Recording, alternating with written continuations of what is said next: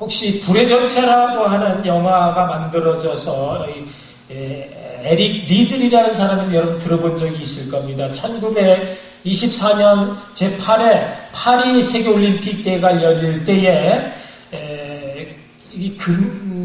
단거리 100m의 아주 유력한 금메달 후보로서 영국을 대표하는 그런 단거리 육상 선수가 바로 에릭 리들이라고 사람이 있었는데, 이 사람이 갑자기 경기 출전을 앞두고 나는 경기에 임할 수 없다, 출전할 수 없다, 출전 포기를 선언함으로 큰 소동을 일으킵니다.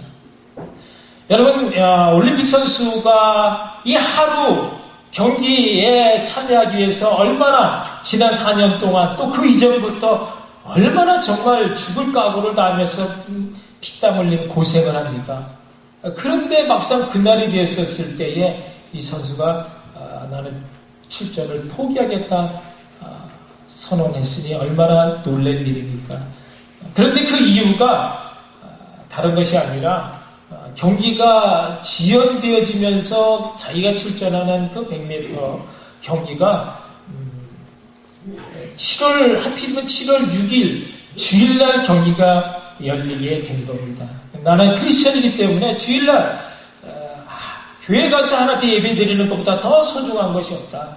그래서 나는 경기를 출전을 포기한다. 이런 단호한 그러한 결정을 알린 것입니다. 주의 날은 오직 주님 앞에 영광을 돌리는, 그것이 내 인생의 최고의 가치다. 이런 선언에 대해서 대부분 기독교인이었던 그의 조국 영국에서조차 아주 그 반응이 냉소적인 그런 반응으로 그를 가리켜 편협하고 옹졸한 신앙인이다. 또 신앙심이 꽤 깊은 척하는 위선자다.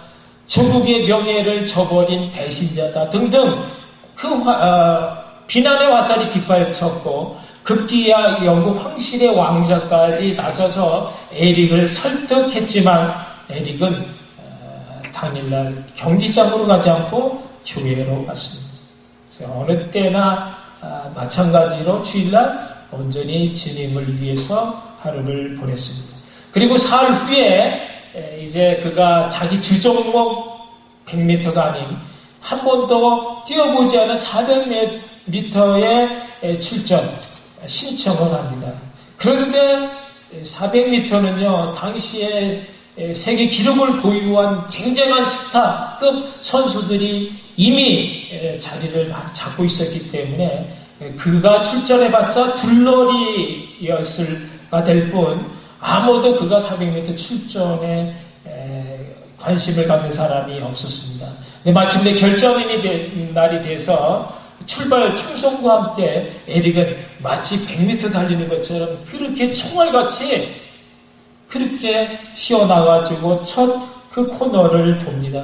내가 그 경기를 지켜보고 있던 전문가들까지도 야, 저 선수 저렇게 뛰다가는 계속 뛰다가는 도중에 결국 쓰러져 죽을지 모른다. 그런 걱정 어린 불안감을 표시를 했지만, 그러나 결과는 모든 사람이 불안스럽게 지켜보는 그 우려를 뒤엎고 에릭 리들은 당시 쟁쟁한 우승 후보들을 제치면서 마침내 47초 6이라는 세계 신기록으로 금메달을 목에 걸게 됐습니다. 그때 그의 손에 경기가 열리기 직전에 쓴 하나님 말씀의 종이 쪽지가 들려 있었습니다. 그 말씀은 나를 존중히 여기는 자를 나도 존중하리라는 하나님의 말씀이 들려 있습니다. 그리고 이 400m 우승을 하게 된 비결을 묻는 기자들에게 그가 이렇게 대답을 했습니다. 내가 200m까지는 내 힘으로 죽으러 달렸지만 나머지 200m는 하나님이 함께하사 하나님이 달리게 해서 빨리 달릴 수 있었다. 이렇게 말을 했습니다.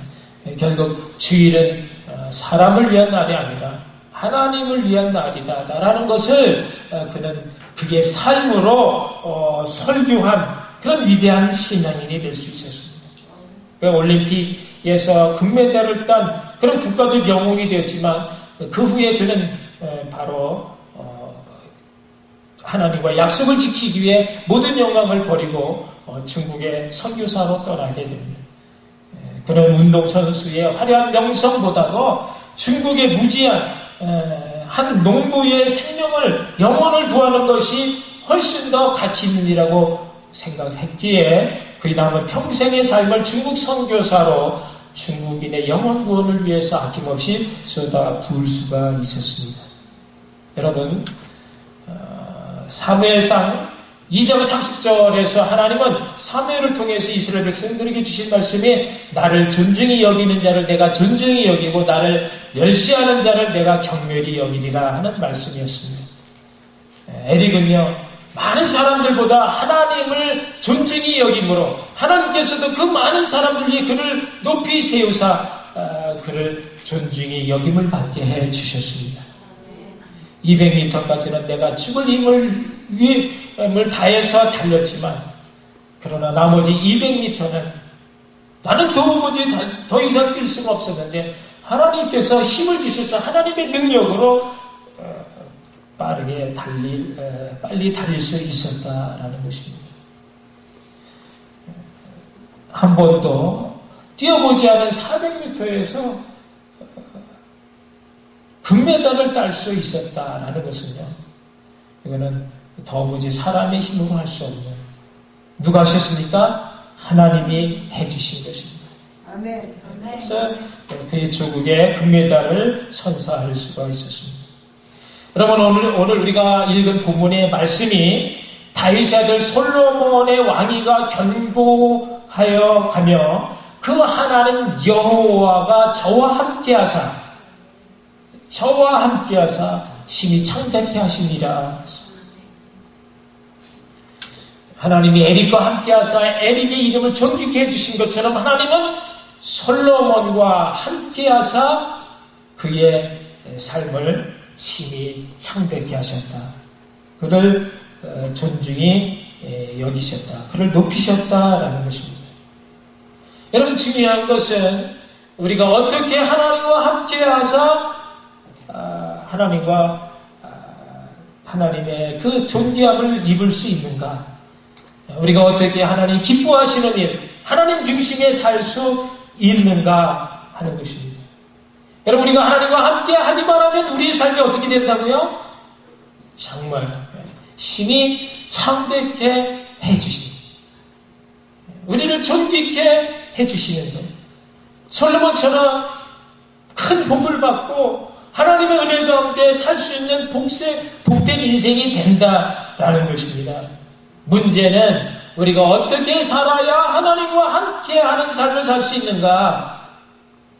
그것인데 그것은요, 지금까지 내가 내 중심으로 살았다면 이제는 하나님 중심으로 바꾸는 것입니다. 내가 올림픽에서 10점만 하면 금메달 따는 건 분명한데 이 올림픽 금메달을 선택할 것이냐, 아니면 하나님께 예배하는 주일 성수의 그 말씀을 선택할 것인가 하는 그 중요한 선택의 기로에서 우리가 어떤 선택을 하느냐 하는 것이 우리 인생이 너무 중요하다. 그가 이제 나는 금메달을 포기한다. 나는 이제 더 이상 내 생각으로는 끝이다 라고 생각했지만 하나님은 내가 끝이다 라고 하는 그곳에서 하나님은 일을 시작하신다. 누가 에릭이 400m에서 금메달을 딸 것을 아무도 생각하지 못했지만 그 자신도 생각하지 못했지만 하나님은 그렇게 내가 끝이다라고 하는 그 시점에서 하나님의 일을 아름답게 이루어 주신 것입니다.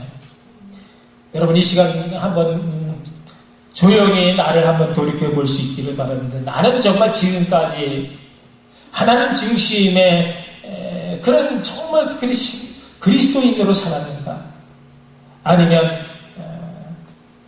아직도 내 중심에 내 생각과 내 판단에 의해서 내 유익을 위해서 타협하면서 그렇게 적당히 그렇게 살아간 반쪽짜리 그리스도인인가 생각해 보시기 바랍니다. 정말 에릭 리들처럼 그런 결정적인 순간에 나는 정말 그 사람들의 그 엄청난 환호 그것을 포기하고 하나님을 위해서 누가 알아주든 안 알아주든 하나님 기뻐하시는 일을 선택할 수 있는 그런 믿음이 나에게 있는가? 여러분, 우리가 하나님 중심의 삶을 산다는 것이 어떤 사람의 말처럼 나의 모든 생업을 다 포기하고 1년 12달 그냥 하나님의 일, 교회 일만 매달려서 한다라고 하는 것입니까? 아닙니다. 또 아니면 나의 수입 전부를 가난하고 불쌍한 사람들을 위해서 다 주어야 하는 겁니까? 아닙니다. 어떤 사람이 기도하고 성경 보고 전도하는 그 일로 일생을 마쳤다라고 해서 반드시 그 사람이 하나님 중심의 삶을 살았느냐? 단정할 수 없습니다. 하나님 중심의 삶이라고 하는 것은 우리가 어떤 일을 결정하기 전에, 어떤 일을 하기 전에 내 생각과 내 마음이 하나님의 생각과 마음에 맞춰보는 것입니다. 그리고 나를 포기하고 하나님의 생각과 뜻에 맞는 그 뜻을 내 뜻으로 삼는 것. 솔로몬이 기도했는데 그 기도한 것이 하나님 마음에 다 정말 하나님 마음을 감탄케 하는 그런 기도를 한 것처럼 기도를 통해서 하나님의 마음을 맞춰가는 것, 그것이 하나님 중심의 삶인 것입니다. 사랑하는 성도 여러분, 솔로몬이 어떻게 했기에 여호와 하나님께서 저와 함께 하실 수가 있었습니까? 오늘 그 말씀을 우리가 함께 나눌 때에 솔로몬에게 임했던 하나님의 큰 복과 영광이 우리 심령 가운데 크게 임하시기를 주님의 이름으로 축복합니다. 첫째, 솔로몬이 하나님을 경외하는 삶을 살았습니다. 하나님이 함께 할 수 있었던 것은 하나님을 경외하는 삶을 살았습니다. 하나님을 경외하는 그런 삶을 사는 사람, 하나님이 함께 하십니다. 오늘 보면 3절에 보면 우리가 다 읽지는 않았지만 그 뒷부분에 보면 온 회중과 함께 기브온 산당으로 갔으니 솔로몬이 백성과 함께 기브온 산당으로 갔습니다. 왜 산당으로 올라갔습니까? 하나님께 제사하고 또 분향하기 위해서입니다. 예배드리기 위해서입니다. 여러분, 솔로몬이 다윗의 왕위를 계승했을 뿐만 아니라 솔로몬은 아버지 다윗의 믿음과 신앙까지 함께 계승을 했습니다. 그의 삶이 온통 하나님을 경외하는 삶으로. 그래서 솔로몬이 쓴 잠언이나 전도서에 보면요, 여호와를 경외하라는 말을 수없이 많이 반복하고 있습니다. 여호와를 경외하는 것이 뭐라고요? 모든 지식과 지혜의 근본이다. 생명의 셈이다. 이사야서에 보면 3장 33장 6절에 보면 여호와를 경외하는 것이 너희의 보배다, 이렇게 말씀합니다. 여러분, 우리의 보배, 여러분, 지금 우리가 가장 중요시 여기는 것이 무엇입니까? 우리가 정말 건강하게 오래 사는 겁니까? 돈을 많이 벌어 부자가 되는 겁니까? 우리 자녀가 복받고 잘 사는 겁니까?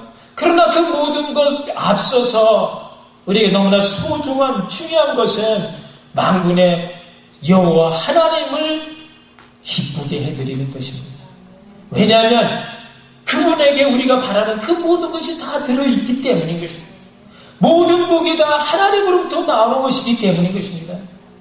그래서 시편 기자는 이렇게 노래합니다. 여호와를 기뻐하라, 저가 내 마음의 소원을 이루시리라.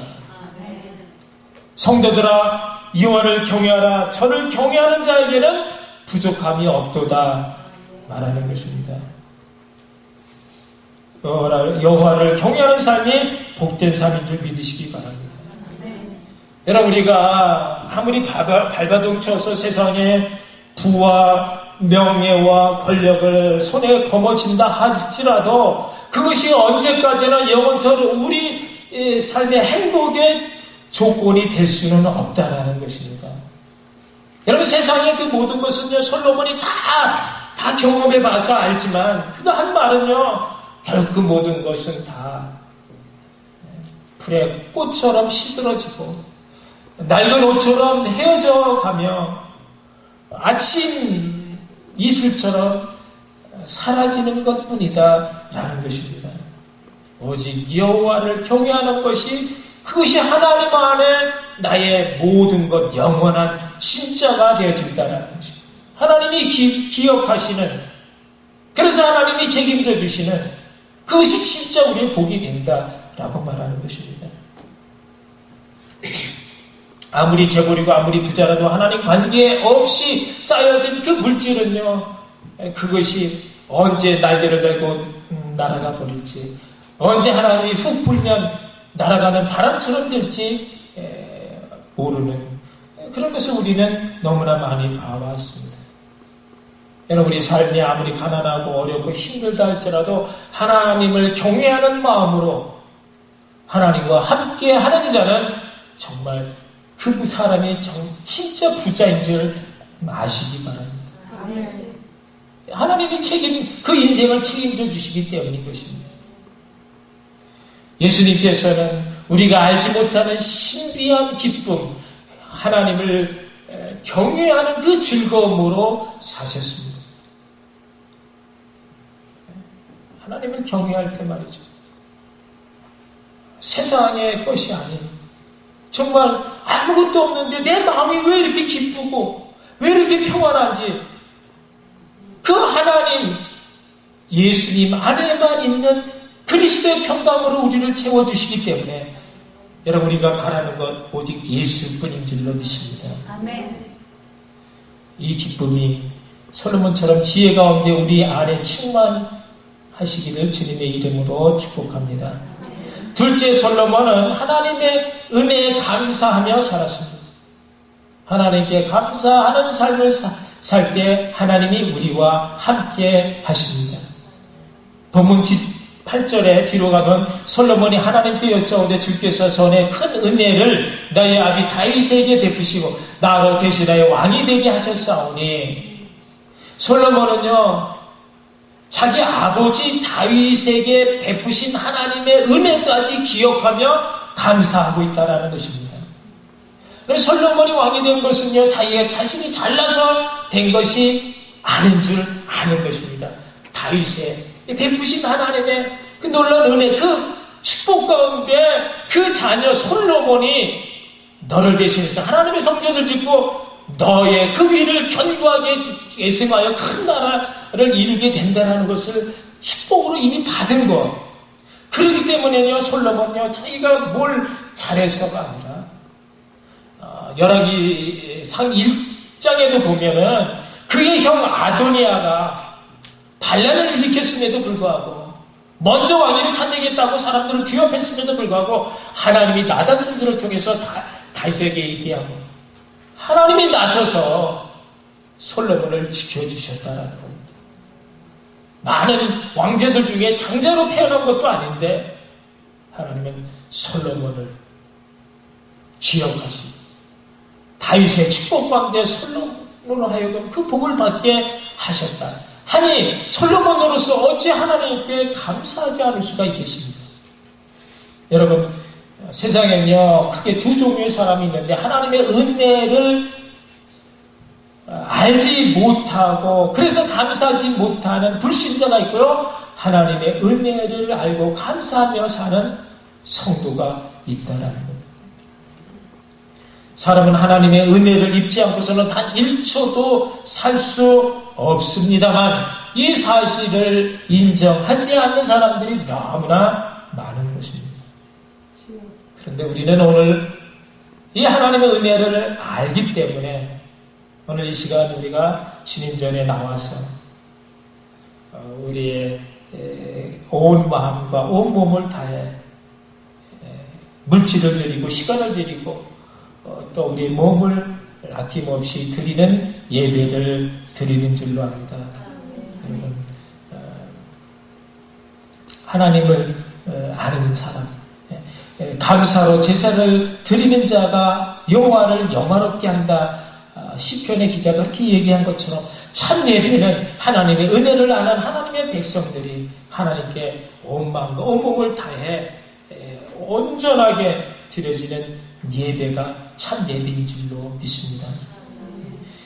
하나님의 그 은혜를 알지 못하는 사람들은 모든 것이 다 자신이 잘나서 그렇게 된 줄로 알지만 내가 똑똑한 내가 수고하고 애써서 노력했기 때문에 오늘날 이렇게 출세하고 부를 이루었다라고 생각을 합니다.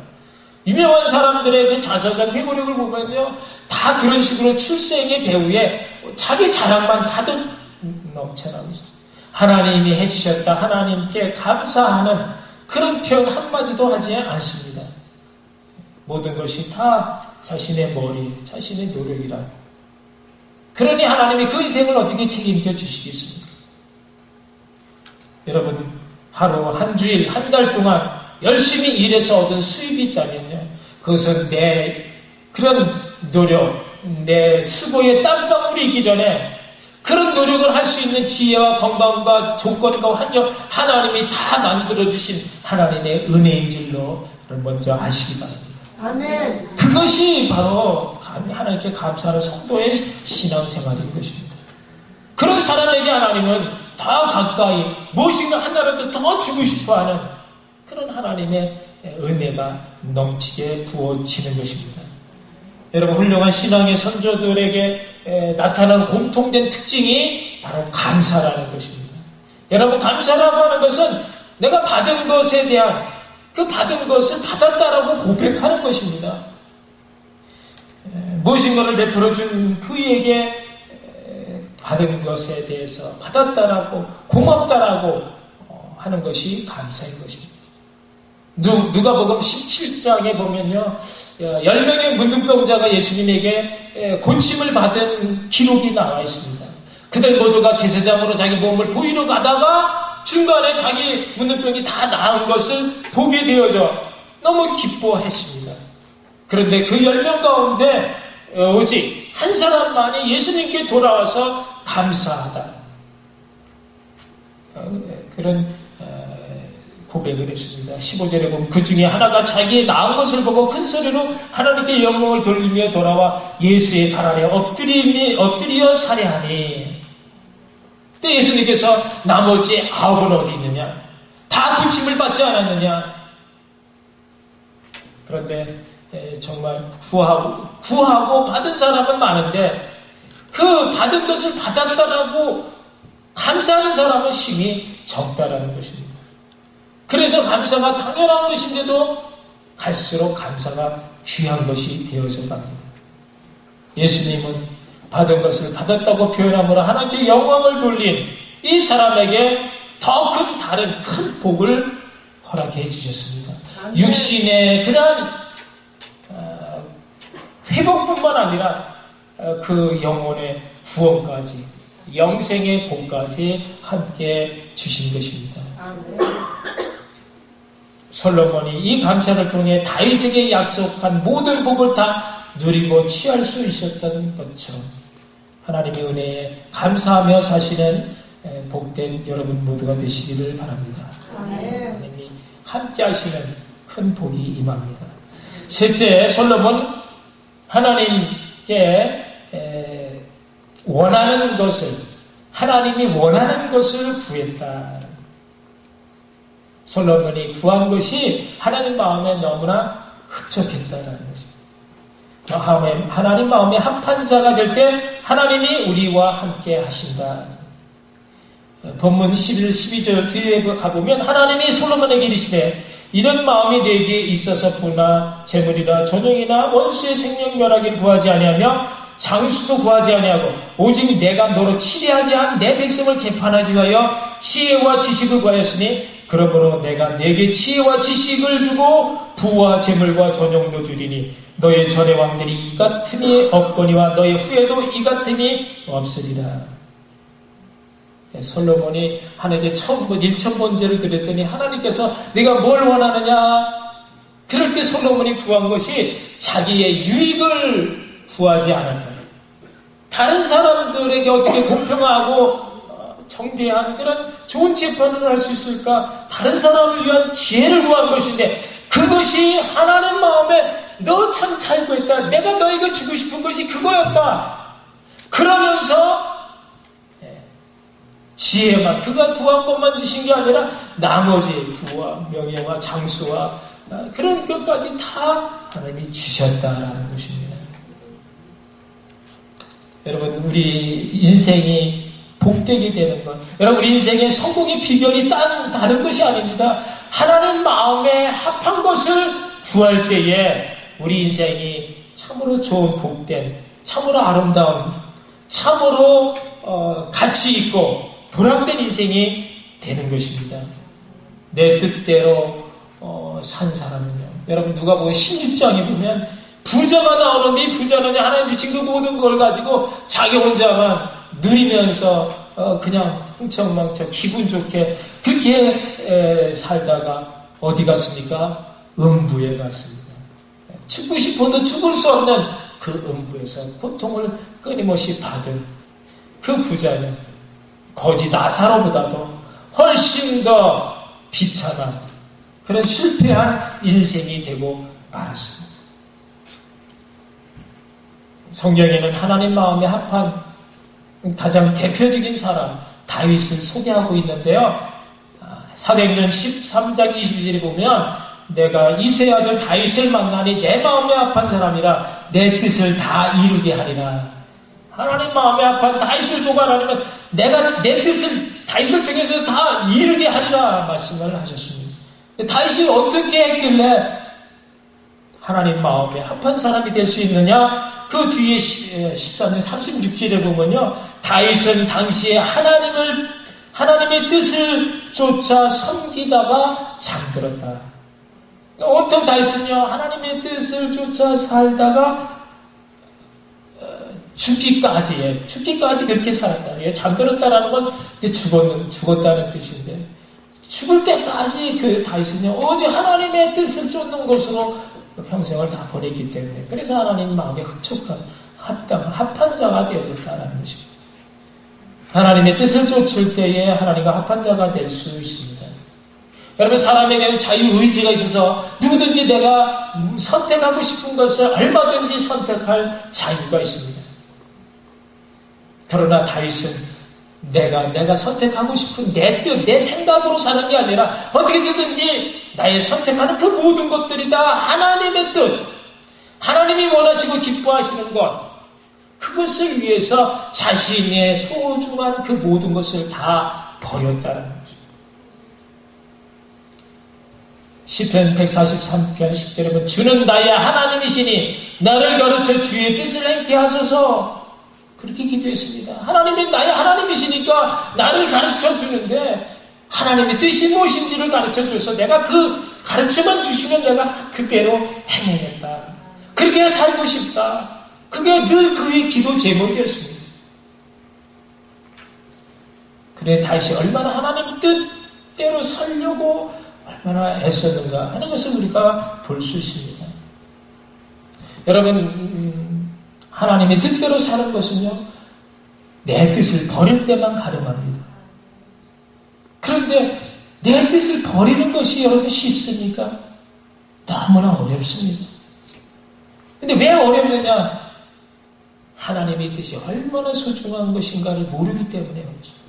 정말 내 뜻이라고 하는 것이요 맨날 생각하고 결정하는 것들이 다 그냥 잠시 잠깐의 유익일 뿐이고 그냥 탐욕적인 것이고 가치가 없고 어리석고 쓸모없고 또 시간이 지나면 다 헛거가 되어지는 그런 것이라는 것을 내가 알게 되어지기만 하면 그리고 하나님의 뜻이라고 하는 것이 그와 반대로 정말 너무나 하기는 내가 당장은 어려울 것 같고 힘들 것 같지만 내가 막상 하고 나면 그것이 나의 인생을 정말 붙들어주고 정말로 나를 복되게 하고 살찌게 하고 부욕해 하고 아름답게 하고 거룩하게 하고 그런 영원한 가치 있는 최상의 것이라고 하는 것을 우리가 깨닫게만 한다면 여러분 내 뜻 버리는 것이 어렵겠습니까? 그렇게 되면요, 우리 기도가 이렇게 바뀝니다. 하나님, 제발 이제는 내 뜻대로 되지 않게 해주십시오. 오직 주님의 뜻대로 되어지기를 원합니다. 여러분, 이것이 바로 주님께서 우리에게 가르쳐주 우리가 매일같이 하는 주기도문, 하나님의 뜻이 하늘에서 이루어진 것 같이 이 땅에서 이루어지다. 이 기도가 얼마나 정말 복된 가치 있는 기도인가 우리가 알게 되는 것입니다. 여러분, 하나님의 뜻을 구해서 손해볼 것이 아무것도 없습니다.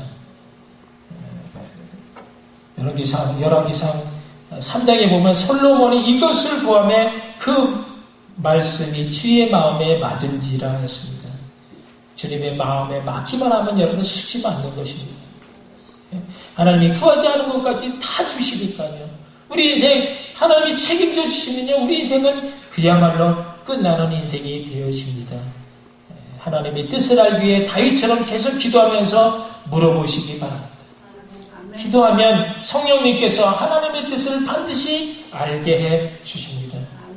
하나님과 여러분이 뜻이 하나가 되어지고, 그래서 하나님이 여러분의 삶 가운데 늘 함께 하사 여러분의 삶을 심히 창대케 되는 그런 형통된 삶을 사시는 복된 여러분 모두가 되시기를 주님의 이름으로 축원합니다. 기도하시겠습니다. 오늘 주시는 말씀 다시 한번 새겨보면서, 나는 정말 솔로몬이 구했던 그 지혜, 나를 위한 유익이 아니라 다른 사람의 유익을 위한 그것에 우리가 관심하는 것이 아니라 솔로몬에게 부어진 부와 명예와 권력, 이런 것에 우리가 또 마음 뺏기지 않는 것, 그것은 솔로몬을 다시 한번 타락케 하게 하고 하나님을 떠나게 하는 그런 조건이 되고 말았다면, 정말 내가 구하는 것이 하나님 앞에 의롭고 또 하나님의 뜻에 합당한 것인가, 나는 내 중심의 삶이 아닌 이제는 정말 하나님의 뜻에 맞는 하나님 중심의 삶을 삶으로 남은 나의 평생의 삶이 하나님 앞에 들려지고 높임을 받고 창대케 되어지고, 그리고 또 하나님과 함께 영광 위에 그 복된 자리에 나가는 그런 삶이 되기 위해 우리 함께 결단하며 기도할 수 있기를 바랍니다. 기도하시겠습니다. 사랑의 하나님, 은혜를 감사합니다.